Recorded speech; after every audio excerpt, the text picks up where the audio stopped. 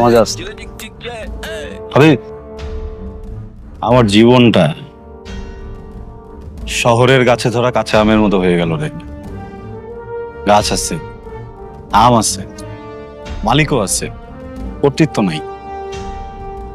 আমার কথা হইতেছে, তুই যদি আমার সাথে বিয়ে না করবি, প্রেমই না করবি, যোগাযোগে নাই থাকবি, তুই চিঠি দিলি কেন?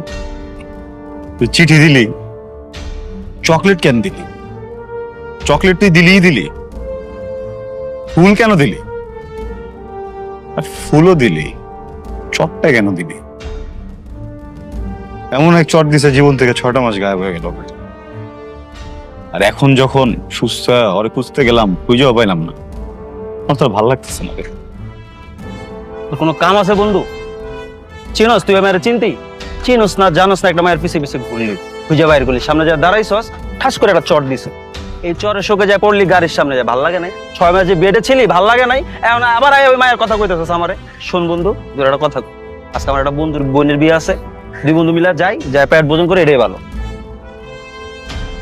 না, যাইতে তো আমি পারি, কিন্তু কেমনে যাই বল? এই 6 মাসের ভিতরে আমার বিয়েটা হয়ে যাওয়ার কথা ছিল না? হ্যাঁ, আমার বিয়েটারই কোনো খোঁজ খবর নাই। আমি বন্ধুর ছোট বোনের বিয়েতে কিভাবে যাই? আমি যাবো না, তুই চল। যাবি না মানে? ধর আমটা খাওয়া বই, আম খা, তোর বিয়া খাওয়া লাগবে না বেটা। আরে জীবন, আরে আম।